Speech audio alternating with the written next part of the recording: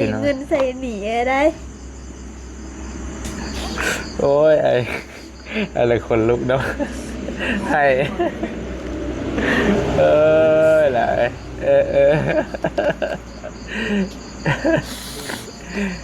จะว่าจะชวนนี่ไม่มาไปช่วยไม่มาหาอีกเอวัดเอาล่ะวัดเอาเดี๋ยวไปโอ้ยเอากระดาษมาเช็ดแน่ดีใจกันคนกระโผล่ประเทศติดกระซ้ำติดพ่อไปเตยเนาะจะอ้างพ่อไว้กลัวตัวมโนที่เมื่อในกระซ้ำไปยังได้สัมคนต่างประเทศเจอกันผู้แล้วโดดเกาะโดดแพงพร้อมโดดแพงเลยพ่อจะไปไหนอยู่กับพ่อเลยเรียนน้องได้อยู่กับพ่อเลยลูกสาวหล่าว่าเนี่ยแหละพ่อกับเพลงแม่กับเพลงเพราะว่าความผูกพันมันเกิดคือน้องเพิ่นหาได้เงินไปปลดนี้พี่น้องเอ้ยพอดีต่อจากบอลลี่หันซื้อโทรศัพท์มามอบให้แล้วก็ต่อมาเป็นน้องบี้หันเอาเงินมามอบให้อีก 5,000 ต่อมาเบาหญ้าเอาเงินมามอบให้อีก11 ล้านเป็นเงินกีบกับประมาณ10,000ปลายๆนี่แหละประมาณ16,000 17,000นี่แหละแล้วๆนี่แล้วก็น้องเพิ่นเมื่อนำแม่แหละมาเซอร์ไพรส์แม่น้ำเนโทรไปบอกพ่อน้ำเนพ่อก็บอกว่ามีสัญญาณดีใจแหละได้เงินไปใช้หนี้ว่าซั่นเนาะความไปไล่เตยด้วยนี่หักหนีก็ยังหนีพี่นี่นอกกอสีแบบว่าเยินย่านได้แน่กับบริษัทเข้ามาในกระทรวงเดือนแล้วเขาก่อเป็นเนี่ย2-3 เดือนแล้วเพราะว่าในโซเชียลเป็นออกเรียกมากนี่นะเป็นมาเปลี่ยนเรียกเลยเรื่องทอทีเขาห้างเด้เลยเขาก็เลยขอดเขาก่อนเขาก็บุพเพาเดี๋ยวไปผ่าจะหาอะไรเดี๋ยวมาให้เหรอกับนี้กับเมนองเบลนี้เป็นอันเพื่อนละ40,000โอเคสวัสดีเลยเด้อสวัสดีทั้งอันนี้เป็นแม่น้องใบเตยพี่น้องหลายคนก็อาจจะยังบ่ทันเคยเห็นแต่พอดีแล้วได้โอกาสเพิ่นมาแล้วก็สิถามไทยตื่มพอได้ยินแต่น้องใบเตยเพิ่นบอกว่าเฮาเป็นหนี้เป็นนั่นเป็นนี่หั่นนะก็ยังบ่มีโอกาสได้ถามแม่แล้วจักเทื่อว่าเป็นหนี้แท้บ่หรือเป็นหนี้เท่าใดจังใดหั่นนะว่าเป็นแนวใดจังใดเนาะขออนุญาตเด้ออันน่ะชื่อแนวใดชื่อเสียงเจ้าชื่อนางเป็นนางเนาะแม่นางเนาะแม่นางเมตตาเพราะว่าลูกกกชื่อตาแล้วนะโอเคเดี๋ยวจักอันขอโทษอายุจักปีนี้ตกอยู่44-45เลยได้เด้อเนาะอันน่ะเฮากับพ่อฮู้เรื่องราวคร่าวๆน้องใบเตยเพิ่นเล่าให้ฟังเพิ่นก็ช่วงเพิ่นมานอนนำนอกนี่แล้วว่าไทยนอกนี่แล้วว่าโดยให้เพิ่นอยู่เป็นเพื่อนเขาเพราะว่าเขาก็บ่มีภัยแล้วก็เลยว่าเพิ่นตะกี้เพิ่นก็นอนอยู่ในไม้เท้าเพิ่นมานอนนั้นอยู่เฮือนช่วงน้อยนึงพอดีอ้าวเสียแล้วก็ให้มานอนอยู่พี่เป็นเพื่อนพอได้ปากได้เว้านำเขาแล้วก็ย่าน้องโบเพิ่นคือ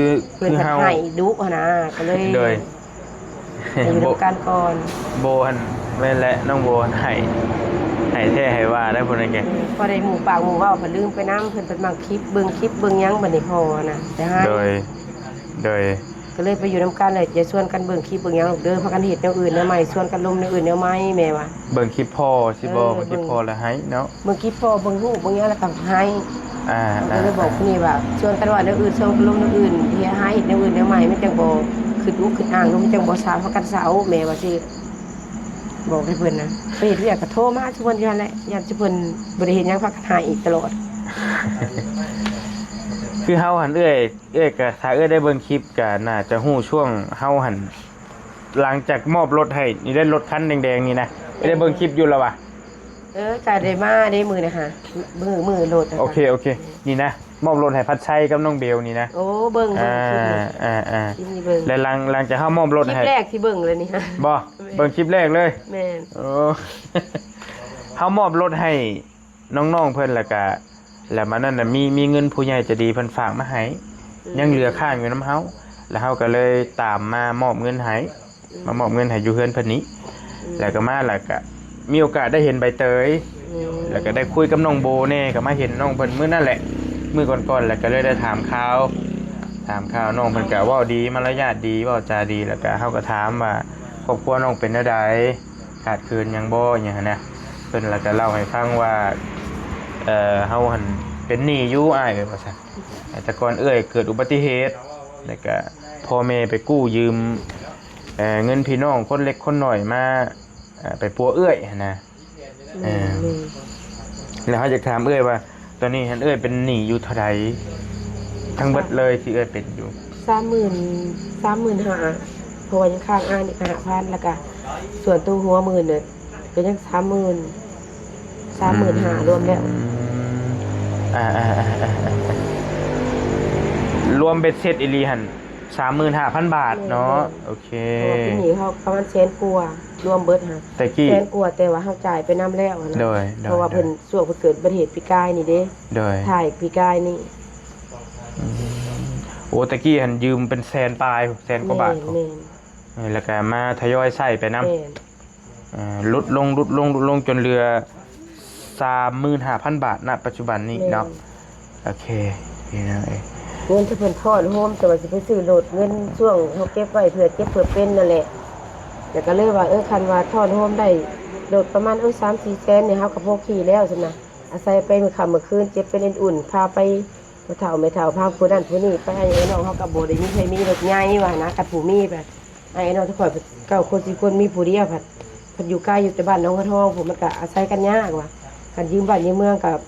ง่ายอยู่ดอกแต่เพื่อหมู่สิลูกสิตื่นเป็นกลางค่ำกลางคืนนะคิดช่วยอยากได้เป็นของตัวเองชีวิตนะก่อนโฮมไปมาผัดลูกว่าเป็นอันนี้แล้วก็เลยเบิดเลยบ่ได้ฮอดเป็นคนนี้เพิ่นอยู่ไสผู้เพิ่นอันนั้นเดี๋ยวนี้ผู้แล้ววะอยู่ไทยเพราะเพิ่นฮักก็ไข้ในบางช่วง2 เดือนที่เพิ่นไปเฮ็ดเวียกอยู่ไทยแต่ไปก็ยังเฮ็ดได้บ่ได้ปกติดอกไปเฮ็ดเวียกแบบเบาๆไปเป็นซอยผู้ช่วยเขาอ่ะนะผู้ช่วยเขาแบบว่าเขาอยู่ห้านแบบอยู่อาหารตามสั่งอีหยังหั่นนะแบบนี้นะแล้วไปเป็นผู้ช่วยไปเบิ่งเวียกนำเขาเพราะว่าเพิ่นลืมกับเจ้าของห้านน่ะซั่นๆนะแล้วบัดนี้แหละเขาเราให้ไปซอยหักเพิ่นเราว่าให้ไปซอยกันก่อนเพราะว่าเจ้านี่เฮ็ดจังนักบ่ได้เงินก็ได้บ่เต็มที่หมู่ได้เดือนละ10,000ปลายเพิ่นก็บ่ได้บ่ฮอดพุ่นว่าซั่นซะเพราะว่าเฮาเฮ็ดเวียกนักบ่ได้คือหมู่หั่นน่ะแต่ว่าอยากไปหาเพิ่นบ่อยากอยู่เพิ่นว่า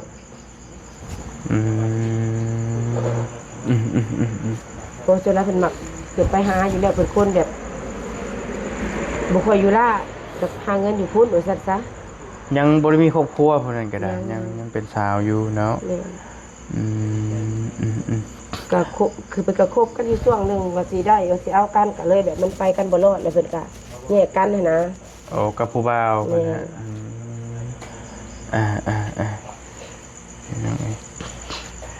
ก็บริมาไล่บางอยู่กับทีมงานกินนี่เงินที่น้องเพิ่นมีอยู่ตอนนี้ประมาณ 20,000 ต้นๆนี่แหละประมาณ 22,000 ประมาณนี้แหละที่เพิ่นสิไปใช้หนี้นะพี่น้องเป็นหนี้พี่น้องกันเองเหรอวะแม่บ่ได้มีดอกเบี้ยหยังเนาะโอเคจบเตื้ออยู่โยมบุญคำนำสู้ยืมนำไผก็คือเจ้าของมินิมาร์ทน้องหักแพงกันนี่ก็เพิ่นก็ให้50,000เฮาสิบ่เอาขี้ดอกนำเด้อเพิ่นเจ้าทอกมาหาได้เจ้าจังอันเอามาใส่หนี้เพิ่นก็บอกมันเพิ่นก็บ่ออกเกี่ยวดอกเบี้ยนำบ่ก็สาธุโยมมือใส่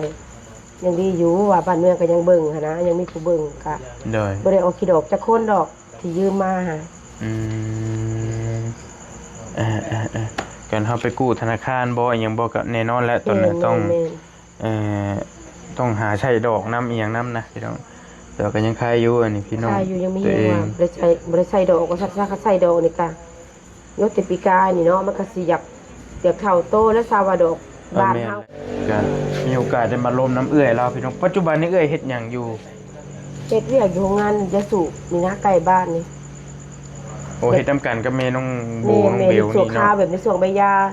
ขึ้นมาเลยเพิ่นก็เปิดหับเอาคนน่ะนะโดยแต่ว่าเป็นพนักงานนั่นตัวจริงเพิ่นก็อายุเฮามันก็สิกายเลยเพิ่นก็เขาก็สิบ่อยากเอาดอกก็สั่งเฮาแล้วแต่ถ้าว่าเฮ็ดเวียกได้บ่เฮาก็เฮ็ดได้แต่ว่าในช่วงอายุสำนี้เขาก็บ่ค่อยหับเอาแล้วเขาก็เอาช่วงที่ว่า18ขึ้นไปหา30กว่าบัดนี้นะเขาเอาอันนี้น่ะคือว่ายังไงเป็นช่วงเที่ยวใบยาเข้ามาเขาตีใบยาขึ้นเพิ่นขาดคนงานแม่น เพราะมันต้องใช้จำนวนคนหลายเด้อันช่วงตีใบยานี่พนักงานอันประจำแท้ก็มีแต่แบบลักษณะว่าเขาไปผลิตเป็นซอยแล้วเขาเอาเขาไปผลิตเป็นกอกไปนี่นะพนักงานอันใต้โต๊ะนะฮะพนักงานอันประจำเลยนะอันนี้พนักงานสุข้าวเลยมีแต่เขาไปตีใบหยอกใบยาเขาคือไปแต่ใบยาเขาคันประจำกับทำชุ่มเจ้าในเพิ่นบ่ฮับคิดว่าก็ชวนหน่อยได้ชวนหน่อยชวนหน่อยกะเขาว่าให้เขียนอยู่ว่าเขียนใบสมัครก็ลองเขียนไปอยู่จักสิได้บ่ได้ดอกค่ะกับเฮากับบ่หวังดอกเพราะว่าอายุเฮามันสิบ่ได้นำอายุเป็นสาวโรงงานนะเราก็ได้แสดงว่าแม่น้องเบลก็ไปอยู่ตอนนี้แม่นบ่แม่แต่ถือกะเพิ่นถือกะกลางคืนเพิ่นถือกะกลางเว้นกับกะเช้าเพิ่นเลยถือกะกลางคืนถ้าข่อยถือกะกลางคืนเพิ่นถือกะเช้าคนละกะกันโอเคพี่น้อยก็เป็นไปเฮ็ดหม้องเดียวกันนะช่วงหนึ่งพ่อเพิ่นก็ว่าให้หยุดซะก่อนมันบ่มีคนอยู่เฮือนเลยเพิ่นว่ามันยากก็คิดในใจว่าจักสิอยู่ได้ว่าช่วงเวลาสั้นๆเฮ้ยมาหาสู่การสู่ฝั่งสู่ขาวก็เลยว่าเพิ่นก็บ่อยากให้ไปเพราะว่ายังมันยากมันปะเฮือนนะแบบว่าง่ายปะเฮือนมันเป็นคือเฮือนห้างเฮือนยังนี่คือมันบ่มีคนอยู่หั่นนะกันนอกก็มาอยู่นำเบลนำโบเด้เมื่อแต่กลางเว้นสู่ข้างสู่ขาวแล้วก็มาพี่โดยพ่อเพิ่นน่ะเป็นคนขับรถบอกได้ยินน้องเพิ่นเล่าให้ฟังไปซอยแบบไปเปลี่ยนเขาขับรถมันก็บ่แม่นว่ารถเราประจำเองแบบว่าตำแหน่งของเราเองบ่แม่นเพราะว่าเราไปซอยเขาแบบเขาซับไปตามรถคันนั้นคันนี้ไปส่งเขาแบบว่ามันแล้วแต่สาขาบริษัทเขานะว่าไปส่งปากเซ่บ่ไปส่งเวียงบ่ยังไปเนี่ยนะไปส่งอยู่ปากซันบ่ก็ไปตามที่เขาเจ้าเอิ้นมาตามที่เขาเจ้าบริษัทเขาเจ้าแต่งมาครับเป็นไปซอยเขาไปขับเปลี่ยนเขาว่าซั่นซะเด้อก็บ่แม่นว่าลดตำแหน่งคนอื่นแต่ว่าเฮาไปซอยเขาก็ดิ้นรนเนาะไปก็ได้ยังบ่ได้พักอยู่นี่เพราะว่ารถเขาก็บอกอยู่ว่าสิออกอาชีเอารถมาให้เพิ่นอยู่มันมีแต่เนี่ยก็มีแต่มอกลากบ่รู้ว่ามีแต่มีแต่หัวบ่มีอันนั้นมันบ่มีหางมันนะเพราะว่าหางมันยังมีปัญหาเขายังเคลียร์ทางอยู่เวียงบ่ได้ว่าซั่นนะเป็นคดีความอีหยังกันว่ามันไปซ่อนอีหยังแหละเขาเว้าน่ะแต่ยังบ่ได้ลงมาถ้าว่าลงมาแล้วเพิ่นสิได้ขับรถคันนั้นแต่เพิ่นไปทางหาก็ย้ายไปเขาเด้เลยได้รอท่าเอาซะแล้วก็เลยช่วงที่รอท่าแล้วไปซอยหมู่ก่อนโอเคแต่ปัจจุบันนอนอยู่เฮือนผู้เดียวบ่ผู้เดียวเจ้าพอไปเจอมาอยู่พี่เด้ยังมาอยู่พี่มีลูกชายผู้นึงบ่บ่นำเฮามื้อนี้ผู้ชายผู้นึงผู้ชายก็ซ้ำอายุสัมกันกับอันเท่านิวเพิ่นอยู่ใช้พุ่นน่ะเพิ่นผู้นั้นอยู่นำเฒ่าแต่ว่าก็คือว่าอะไรวัยรุ่นไปมาเมื่อเถื่อก็ไปหาผู้แสบผู้สาวเพิ่นนั่นแหละโดยเที่ยวก็มาอยู่ในแม่เฒ่าวันนี้มีผู้สาวแล้วก็เนาะเขาก็อยากคันว่าสิเอากันแล้วก็หาเงินแต่งกันแล้วบาดนี้ฮะโทรมาแม่เมื่อคืนเฮาสิไปเฮ็ดเวียกได้แม่เอ้ยว่าเอาแม่ว่าไปเฮ็ดก็ไปเฮ็ดแล้วว่าโทรมาเอาอยากได้สมโนครัวอีหยังแหละเพิ่นน่ะแม่ก็เลยถ่ายรูปสมโนครัวไปให้ยืนเฮ็ดเวียกว่าเพิ่นที่แรกเพิ่นสิไปทำงานอยู่ไทยแล้วก็เลยผู้สาวว่าบ่ให้ไปว่าเพิ่นเลยเฮ็ดเวียกอยู่ลักเก้านี้ว่าเห็นโทรมาแม่เมื่อคืนแม่ว่าก็แซวกันเลยก็ตั้งใจเลยว่าจะผู้ชายเนาะอย่างขี้ร้ายก็ให้เขามีหน้ามีตาเลยแม่ว่าเขาจะได้เขาก็ได้บอกเพิ่นนะโอเคพี่น้อยมีลูก3คนนะเจ้าทั้งเบิดน่ะเนาะแม่นจะว่าให้เพิ่นอยู่นำมันจักประมาณเดือน2เดือนเลยให้เพิ่นเลิกแล้วก็ใส่เพิ่นมาอยู่ในแม่เฒ่าบัดนี้แม่เฒ่าแล้วก็บ่มีไผอยู่นำเด้บัดนี้บ่ผู้อ้ายก็ไปเฮ็ดเวียกอยู่สวรรค์แหละแม่เฒ่าอยู่ผู้เดียวซั่นนั้นแม่เฒ่าแม่นเพราะว่าแม่เฒ่าเขาก็เสียเด้แม่เฒ่าเขาก็เสียวังปีกายนี่บ่เนาะเรียน3ปีกายนี่บ่เพิ่นเสียก็อยู่บ้านเดียวกันหั่นล่ะว่าแม่เฒ่าแม่นแต่ว่าก็ประมาณอยากก็ใกล้เติบหักประมาณครึ่งกิโลสักซะครึ่งกิโลสักซะโอ้อยู่บ้านห่างกันแม่นแล้วก็อยู่บ้านจัดสรรใหม่เพิ่นเลยอยู่บ้านเก่าแม่เฒ่า เพิ่นเลยปัจจุบันนี้อยู่ผู้เดียวจังหวัดกันอยู่อันผู้นี้ใครแน่เนาะแหละเสียเพิ่นขึ้นไปอยู่ในแม่เท้าเด้อทีนี้มาอยู่เป็นหมู่น้องโบก่อนแม่นโอ้เขายังใหม่แม่เท้าก็ล้มอยู่แม่เท้าบอกว่าให้อยู่นำเขาก่อนว่าเจ้าบ่พาอยู่ไม่อยู่ในแม่เท้าก็ยาเพราะว่าแม่เท้าอยู่ได้อยู่แม่เท้าว่าแต่อยู่นำเขาก่อนเขาเพิ่นยังใหม่เขายังคิดฮอดพ่อเขาอ่ะรวมกันแม่เท้าก็เลยว่าให้ไปเต้ยนี่อยู่พี่ก่อนมากสิแม่อยู่ได้เขาอยากมือมาอยู่พี่สิติดพี่เลยไปแจ้งวันนี้เนาะโอ้ยอยากมืออยู่อยากมืออยู่บ่ได้ค้างอยู่บ่ได้บ่ได้ค่ะค้างบ่ได้เอ้ยบ่ต้องมือน้องไปป่ะเอื้อยว่าติดน้องเลยวันนี้เขาเอาแม่งเราก็บ่อยากให้มือแล้วเราก็อยู่กับคันเบลไปกับบี้ผัดคือเพิ่นอยู่2คนเด้โดยผู้นี้อยู่ผู้นี้เพิ่นสร้างว่าแล้วแต่เพิ่นเขาเพิ่นอุ่นใจเป็นน้ำเพิ่นแน่จักมื้อแล้วมาอยู่นี่ล่ะแต่มื้อแล้วเสียพุ่นเป็นเดือนแล้วบ่แต่มื้อพอน้องเบลเสียที่6เขาเดือนหนึ่งมื้อมื้อนี่นี่เนาะแม่นที่7ที่8แต่เพิ่นอยู่แล้วผู้นี้อันกะว่าเขาเอาแม่งอยู่ได้เลยเนาะแหละให้เพิ่นไปอยู่ในแม่เฒ่าก็คิดซะว่าเป็นบุญน้องใบเตยก็ว่าได้ถ้าว่าเจ้าอยู่ในแม่เฒ่าเจ้าชุมอ้ายก็สิบ่เห็นเจ้าก็สิบ่ได้โทรศัพท์สิบ่ได้เงินใช้หนี้ซะแม่นก็จังว่าบุญหลายเป็นบุญนำพาซะเนาะว่าอปอดแล้วเพิ่นเป็นเพิ่นเสียนี่ก็นำบุญสักจูงมาให้ลูกหลานว่าหาเว้าโจมมหาลาอยู่ถือว่ามันสิบ่ลวงบ่ลายก็ยังพอได้ซอยกันหั่นน่ะก็ดีแล้วเนาะเพราะว่าถ้าไปเตยอยู่นำไม่เท่ากันแล้วแลชุมอ้ายก็บ่มีโอกาสได้ถ่ายคลิปบ่มีโอกาสได้เห็นหั่นน่ะสิว่าก็ได้อย่างน้อยก็ได้เงินไปใช้หนี้แล้วก็ยังบ่หลายแล้วบัดนี้ยังประมาณ10,000 กว่าบาทแค่นั้นแหละเนาะคันว่าเอาเงินทั้งเบิดนี่ไปใช้เบิดเลยหั่นน่ะพี่น้องเนาะก็หนี้ทั้งอื่นก็บ่ได้เป็นที่จะมีเป็นหนี้เฉพาะตัวนี้อย่างเดียวหรอกอ่ะแล้วก็ครอบครัวก็ขอโทษอันซื้อข้าวซื้อน้ำกินบ่แต่ละมื้อก็บ่ได้เฮ็ดหน้าเนาะเฮ็ดหน้าก็แบบหน้ามันอีหยังเขาแบบดินมันบ่มันเป็นดินอีหยังดินตีนดงมันบ่แม่นสิว่าเฮาเฮ็ดมันบ่งามแม่นเฮาปลูกพังแบบว่า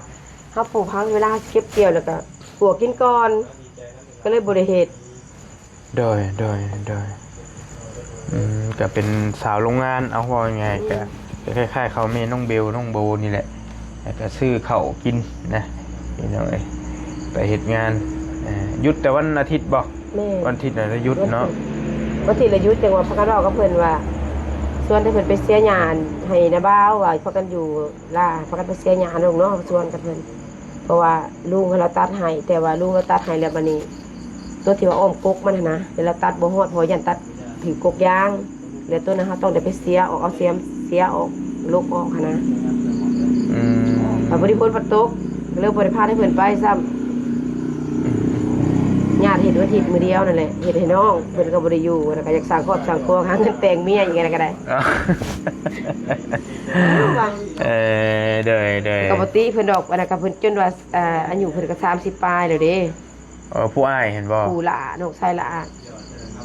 เจ้าของสวนยางฮะไปซอยเพิ่นอันนี้ก็ได้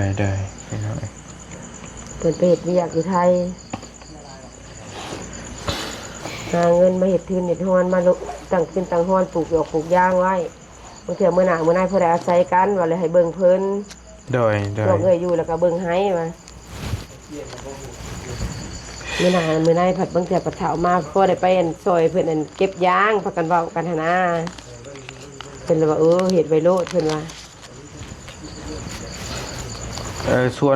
วนมักต้องตั้งฮักเนาะมาเข้าไปส่วนมักต้องนี่แหละของย่าส่วนยางตั้งฮักส่วนยางนี่แหละของนกไส้ละข่อยนี่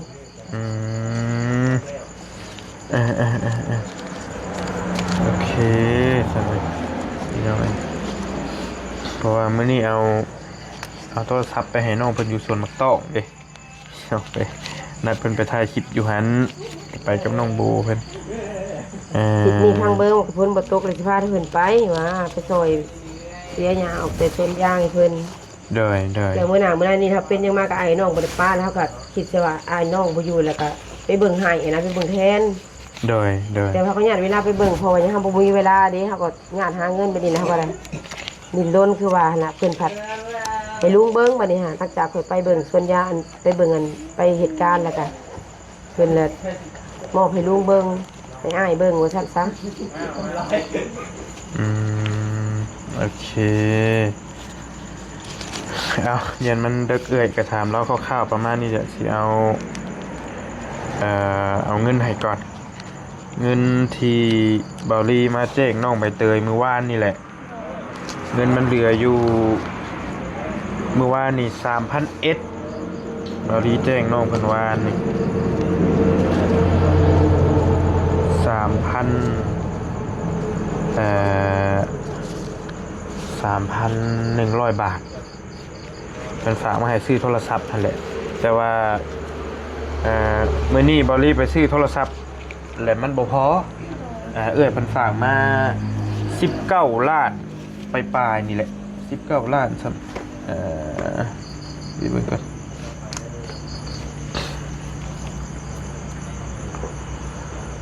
โทรศัพท์ก็เป็น20 ปลายล้านผู้ใด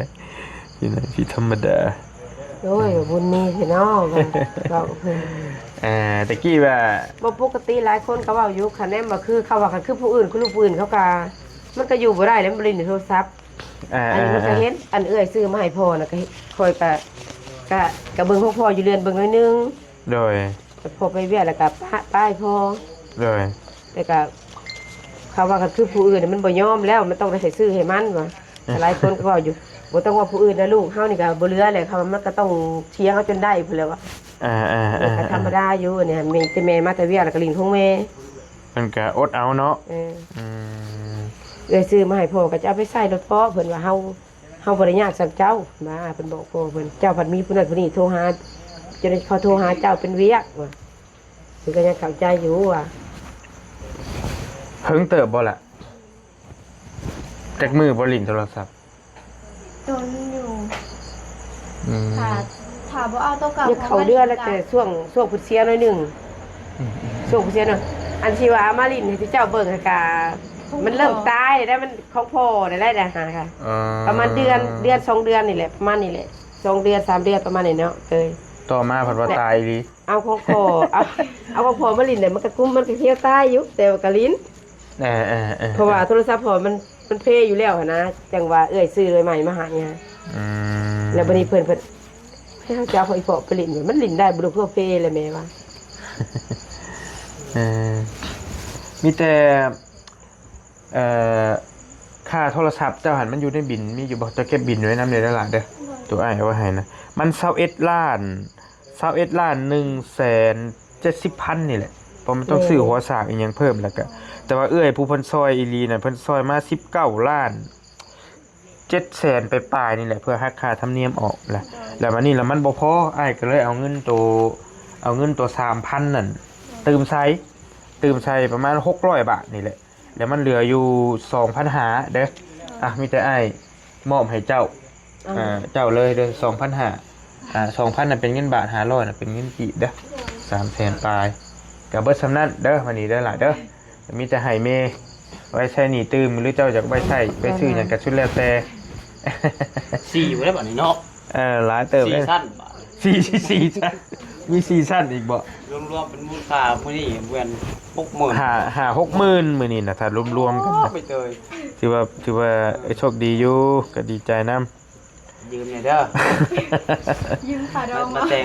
เอื้อยเจ้านี่นะแต่ละเจ้าเว้ากับมันยัง อเมง อาแม่งเจ้าให้หน่อยเด้อว่าเราก็จะ บ่ให้เอาคาดองบ่เอาน้ำเฮาพี่ก็ได้ เป็นจะเผด็จการได้เป็นเอาเจ้า ลูกไป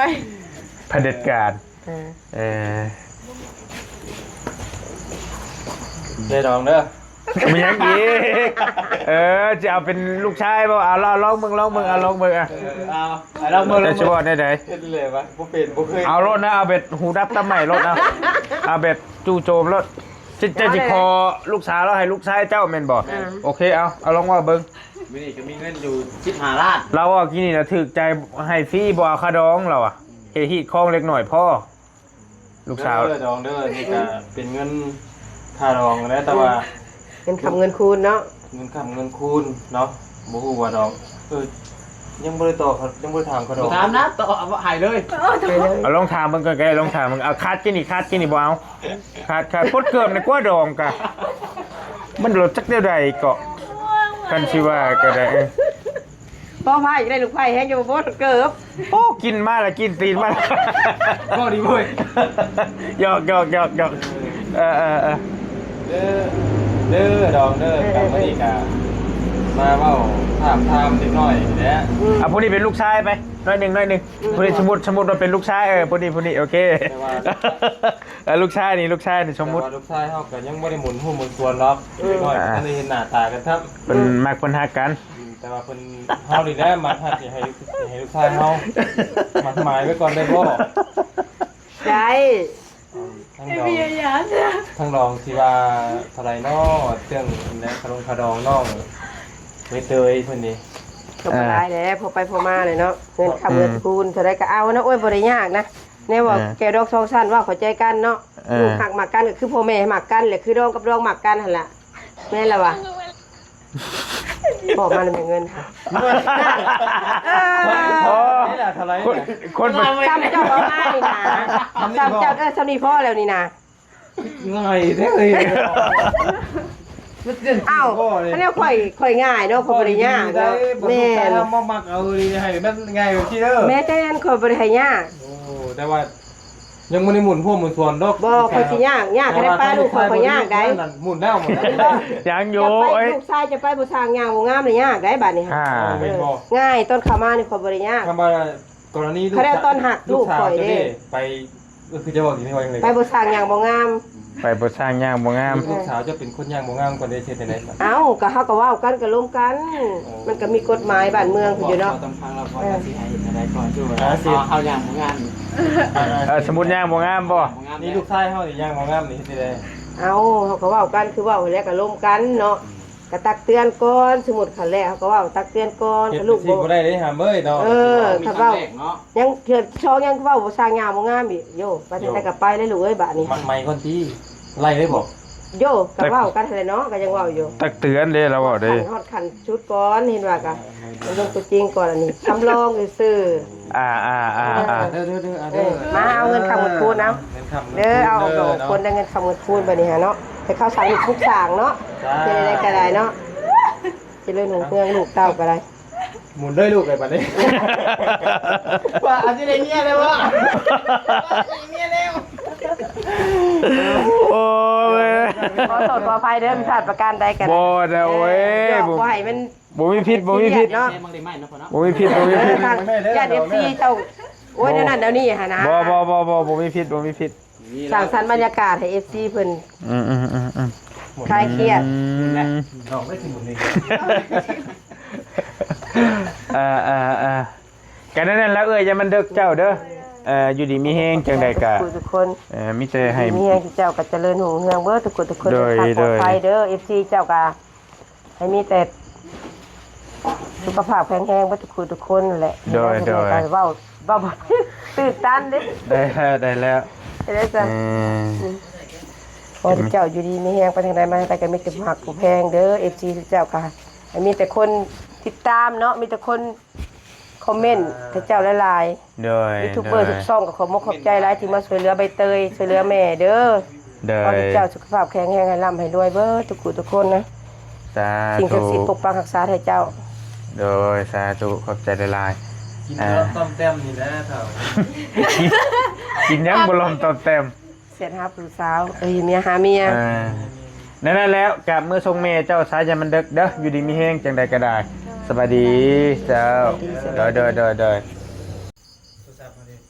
โอ้ยเราโทรศัพท์เขาเก่าก็นั่งจนพูดเด้อกินของเขาเก่า เก่า เนาะ แห้งอยู่แห้งนั่งเนาะ เบิ่งลูกแตกเลย เจ็บช้ำน้ำใจบาดนี้ แตกบนหัวนั่งจุดแตกบาดนี้เห็นว่าคนได้ของใหม่ เจ็บช้ำน้ำใจบาดเฮ็ดได้บาดนี้ แบบนี้มันต้องรุดขาน้อง เอา แตกอี ลีเลยพี่น้องครับซิมออกอีกเอ้าซิมหาอีกหลังซิมพุ่งออกเลย ซิมดูนเลย มันนั่น พุ่งออกเลย พุ่งออก แบตจะเป็นพุ่งป่ะ ถ้าอีกคุณใจแห้งก็บ่ได้เบิดโทรศัพท์ ตอนนี้เรากำลังซึ้งกันอยู่เฮ้ยเฮ็ดได้บัดนี่ มีแต่ว่า ดีใจให้ดีใจให้ตื่นตันใจ มีแต่นั่นนี่ซะ ครั้งแรก มันมีเบบี้ เบบี้เนี่ยลูกตีเบบี้สะพ้ายมามีถูกแล้ว ฟังเอาเลย บ่ไปนหยังเก็บเงินซื้อใหม่กำลังสิเว้าอยู่ เงินซื้อไหม หมอมีแต่ตัวนี้มา อยากได้มาให้ผู้นี้บ่ แม่ หนูจะได้ก่อนนี้แหละ กล่องแบบนี้เขาอยากได้อยู่อยากได้ทางในมัน ยังได้ใส่อยู่เนาะ ใส่มันก็เอาสายสากอยู่หั่นบ่ อยากได้ให้น้อง จะสาวออกนะ เอาหยอก ซึ่งไม่ทำมีเลย แต่ว่าแตกอีนี้ตัวนี้นั่งอีนี้ ท่านเฮ็ดได้บัดนี่ ตัวนี้นั่งอีนี้ตัวนี้ครับ บี้กัน มันเก่าแล้ว เก็บเงินซื้อใหม่เก็บเงินซื้อใหม่ เป็นยัง อืม ทำงานบอก อันนี้ไอ้คนใส่บันไดมันเป็นตัวดูดเงิน ดูดเงินได้เป็นปุ๊บมันดูดออกมาเติมฟ้า ตัวดึงสัญญาณมาอ่า เพราะศาสตร์ขัดพริบ้างศาสตร์บ้างพริก็เลยบ่เห็น ถ้าฉากเขาอยู่จังของเราใครได้นี่ ไปนั่นๆแล้วล่ะมื้อ โดย ส่งเมย์ไปหรือว่าเราลิ้นต่อบ่แล้วแต่ยันว่ามันดึกหั่นนะโอเคจังว่ากัน